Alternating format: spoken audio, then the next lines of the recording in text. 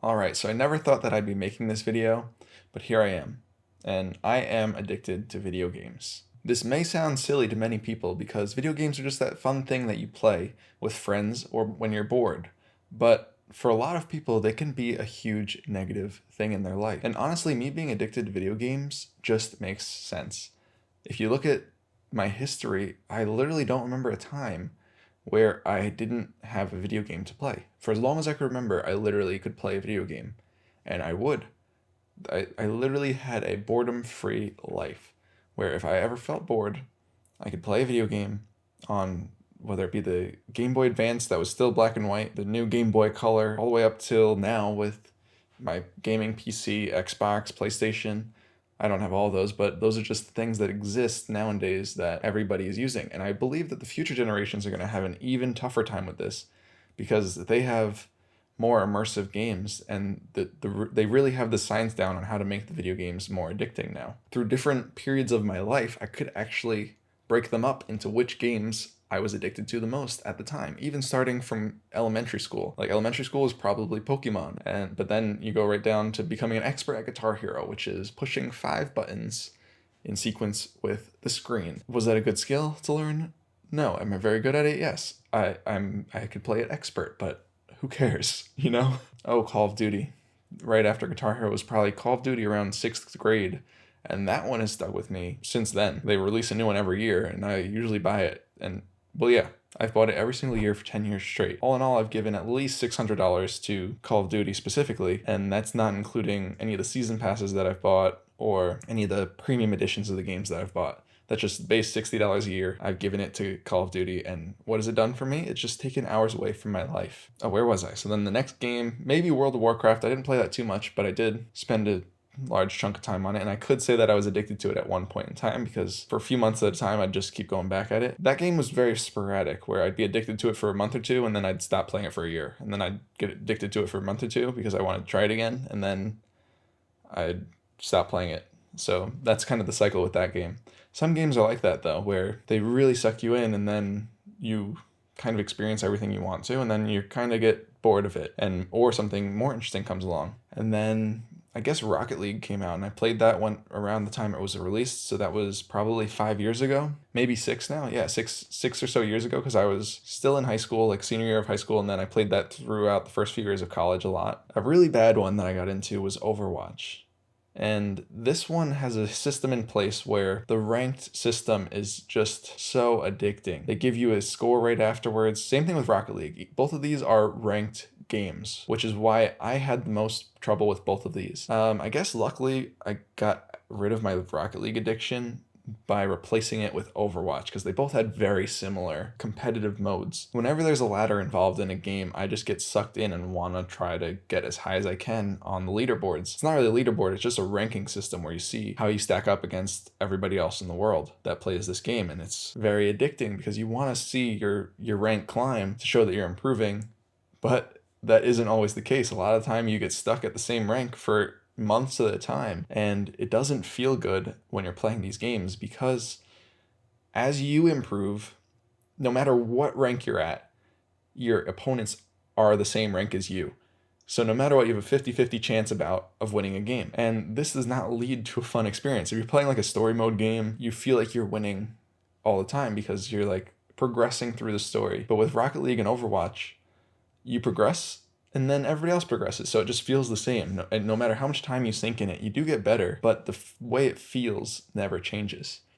No matter if you're at the bottom playing at bronze rank or you're all the way at the top, once you're there, it still feels the same as it did in bronze because you're just playing with the same level of people. Sure, there's more depth to the game, kind of like chess, where if you're playing chess in the beginning, you just kind of know which way the pieces go and you could kind of fumble your way around, but then you could really dive in deep, spend your whole life learning chess, and really learn all the strategies and how the pieces move.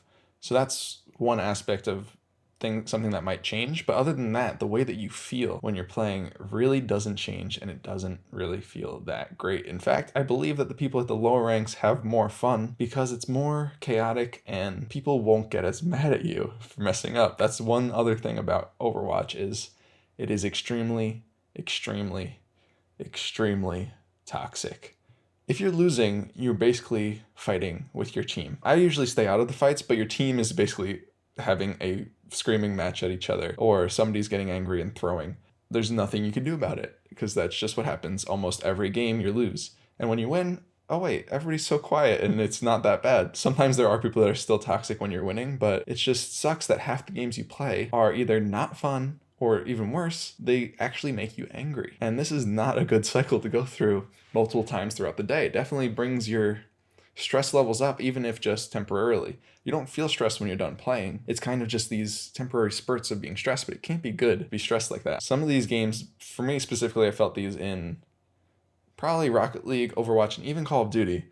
They have this cycle, this mental cycle where you want to play until you win. So if you lose a game, you feel bad about it and you want to make up for it by winning the next one. And then when you win, you feel like you're doing very well, so you want to play another. But then if you win that one, you feel even better, so you're like, wow, I'm on a winning streak, I'll play another. But then you lose, and you don't want to end on a loss.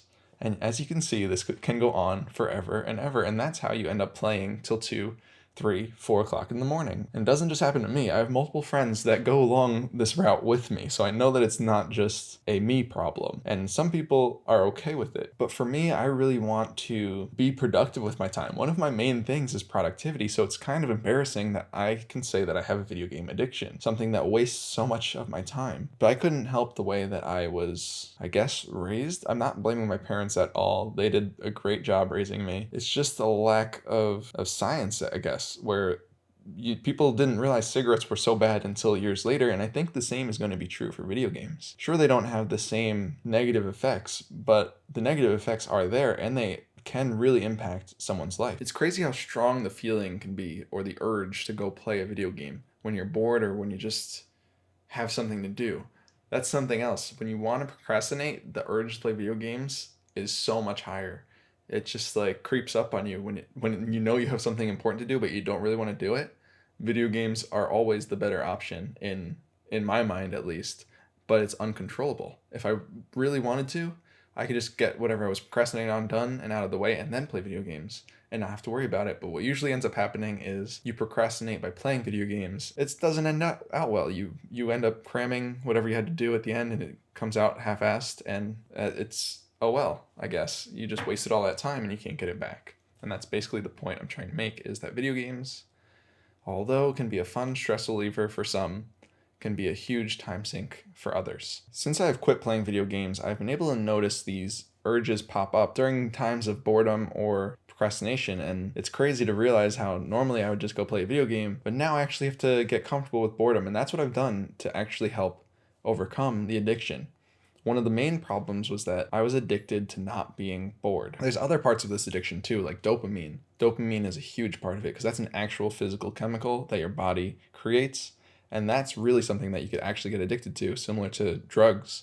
It's basically a drug that your body makes when you play a video game, and you can't stop it from creating it, so that's why it becomes so addicting, because you're literally getting addicted to this drug, dopamine. And these urges that I'm feeling are actually just withdrawals, where my body wants more dopamine instead of being bored. It doesn't like being bored. So one of the main things that helped me overcome this addiction is just being comfortable with boredom. I started practicing meditating like 5 minutes a day, and although that doesn't help too much, it definitely helps you realize the feeling of what boredom should feel like.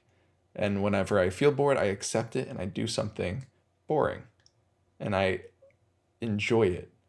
Like maybe I'll read a book or clean, do something productive. And that's one of the things I've really been focusing on, is just focusing on output-based things. I'm gonna make a whole video about this too, because this was a separate realization I had after quitting video games.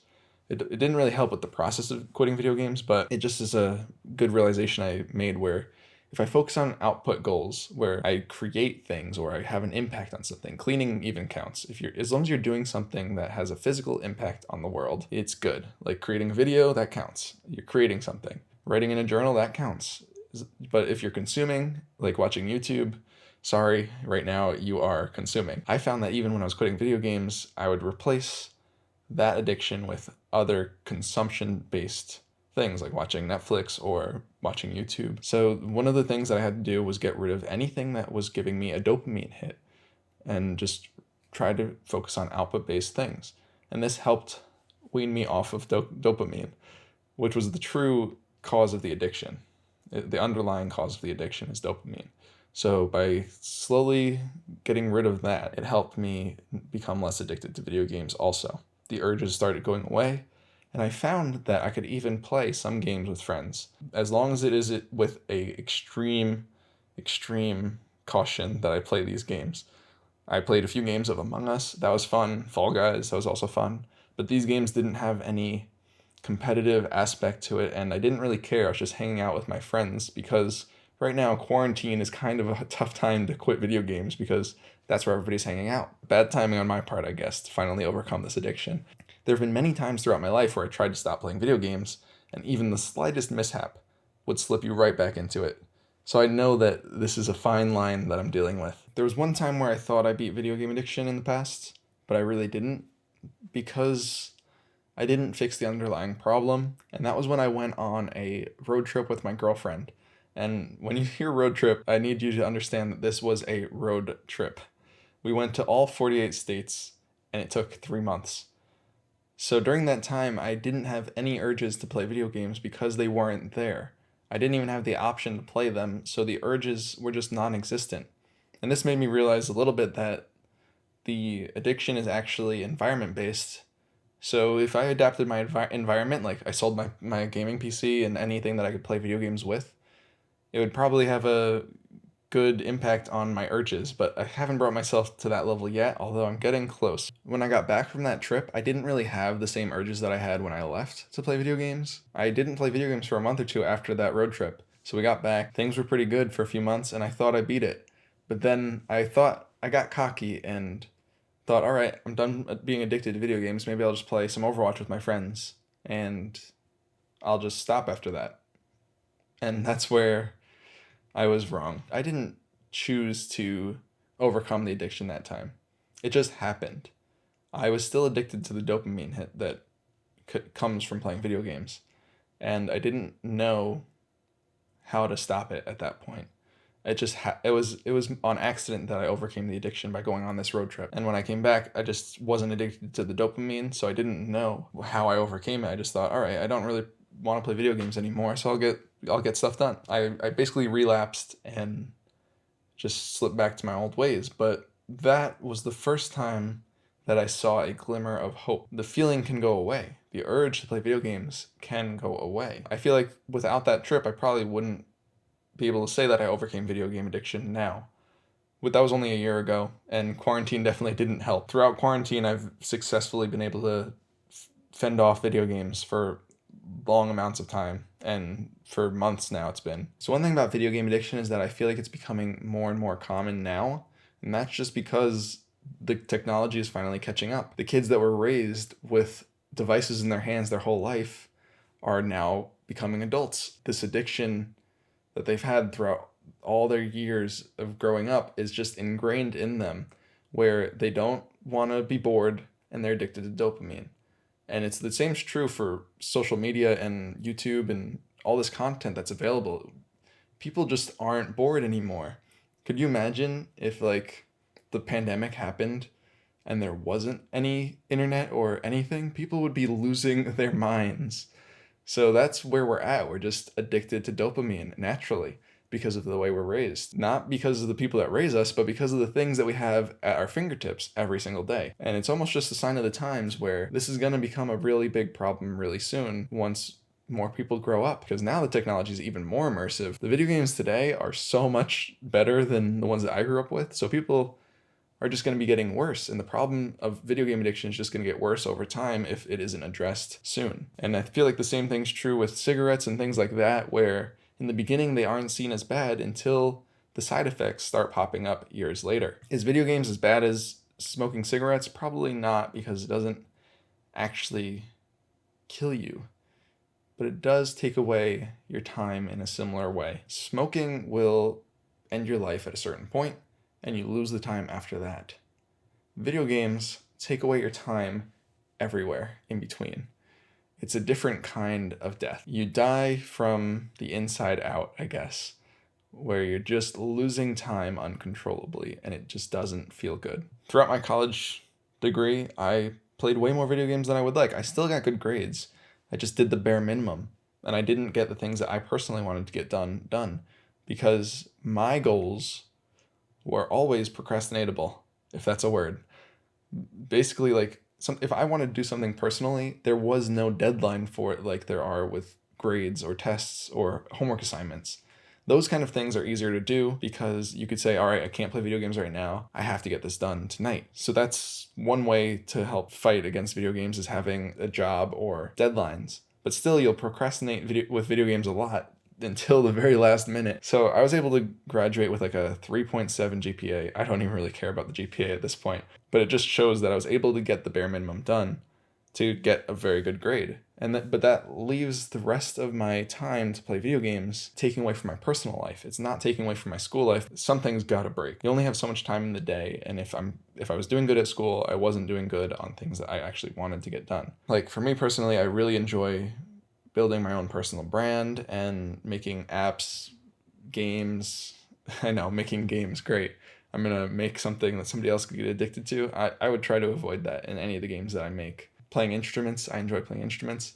These are the kind of hobbies that I'd rather be doing instead of playing video games, and they could be actually productive rather than just consuming. So I know that I've been talking a lot about how I feel about video games, but if you are like me and you think you are addicted to video games, my advice to you is to try to quit cold turkey if you can. And I know that it's very hard to do, and I feel like I couldn't even do it without literally driving across the country away from my computer. That isn't doable for most people, or maybe you just don't want to do that. I guess you really just have to realize the underlying problem. Something that really helped me overcome video game addiction was actually journaling. I've kind of journaled sporadically for the last few years, but it was very sporadically. I mean, like maybe once every few months where I'd write in a journal. For the first week or so of starting, I was like, oh, I'll journal every day. But it ended up being like once a month, until I listened to a podcast with Penn Jillette. I'm not sure if it was on the Tim Ferriss show or something. It was on some podcast, but it was Penn Jillette from Penn and Teller, and he actually takes a journal and writes in it every single day for the last 15 years. I started writing in a journal, and I had a lot of entries in, but it didn't really have a good impact on my life. It didn't help in any way. It would just help me keep track of my memories, I guess, if I ever wanted to look back at them. And that was the problem. I wasn't looking back at them. So what Penn Jillette does from Penn and Teller is he actually looks back every single morning. He looks back at one from, say, 15 years ago, one from 5 years ago, one journal from 1 year ago, then he writes the one for today. What this does is it really shows you what your thoughts were along the way and what things are consistent. So for me personally, I wrote journals for the last year pretty consistently because I listened to his talk and heard how good he was doing with the journaling and how useful they were. But I wasn't listening to his advice completely because I wasn't reading them. And it turns out that is the most important part, because once I started reading them and I read through all of my past journals and then I started reading a couple a day, you really realize the patterns that occur in your day-to-day thoughts. And I realized how many days there were where I had to write, I wasted so much time today playing video games, or this video game got me so angry and I played it all night and I have something really important to do. And this same message kept popping up week after week, day after day. And I feel like it happened so often that it just made me realize that, wow, this is something I really want to change in my life.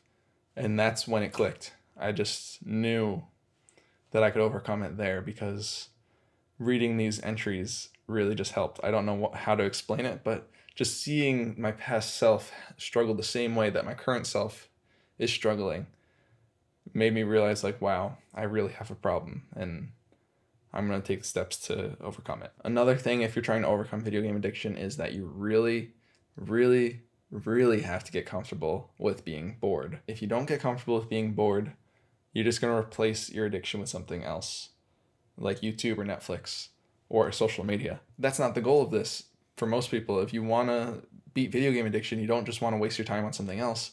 You want to get that time back. For me, I was replacing video game addiction in the beginning with watching a lot of YouTube, which you can say is slightly productive because there are productive videos, and that's actually my main consumption, is watching people like Thomas Frank, Ali Abdaal, just other self-help productivity people. But you get stuck in this productivity loop where you're actually just consuming a ton and not producing anything. Again, I want to be doing more output-based things to have an impact on the world, even if it's just cleaning the dishes. that is an output-based thing that I could be doing instead of watching a video. Because I'll have to do those dishes eventually, and by not watching videos instead, I can clear up more time to do other things. And by being comfortable with getting bored, I slowly reduced my body's need for dopamine, where now I can actually just be comfortable being bored sometimes. I'm not actually as bored anymore because in the beginning you have to really get comfortable with being bored because you're spending so much time playing video games that you don't really do anything else. Your hobbies have been pushed aside and they don't really seem fun anymore. And that's the point where I was at. It was actually that bad where I didn't really do anything else. I learned programming through school and on my own a little bit, but I wasn't actually using that skill. It wasn't until I stopped playing video games where I could start really working on my own projects again and improving my other hobbies as well. Eventually, I started being able to replace that time that I would spend playing video games with things that I now find productive, like making videos, programming, but basically anything that now I find productive, I have filled the gap with. So it's harder to play video games because I actually enjoy doing productive things now. And I wouldn't want to replace them with video games again. And that's how I know that this time it's different. When I came back from that road trip, it was different because I didn't replace the things that I was playing video games for. Like I didn't find alternatives. I just came back from the road trip and wasn't feeling that same urge because it just wasn't there at the time. I didn't replace it with anything. So right now, if you have a video game addiction, I want you to try to think about the things that you want to learn. Anything. It could be anything that you have had the slightest interest in your life. Like, oh, Rubik's Cube. I've never been able to solve one of those. That looks cool. Or, wow, I should really like go on more hikes. Or just working out, something to better yourself in that way. But anything that you think you don't have enough time for, just realize how much time you're wasting playing video games. I should actually really add it up. I know I added it up for just Rocket League the other day. I have 500 hours on the Xbox version and 800 hours on the PC version. So altogether, I have 1,300 hours in just Rocket League. And that's kind of a hard number to fathom because the way that it puts it is in hours. It doesn't really break it up into how many days that would be. So if you account for sleep and let's say that it's a 9 to 5 job, 1,300 hours turns out to be about over a half a year. I think it's like 7 months is what 1,300 hours turns into. If you're working 9 to 5, Monday through Friday, it turns out to be almost 7 months. So that's insane. I basically worked a full-time job for Rocket League for 7 months.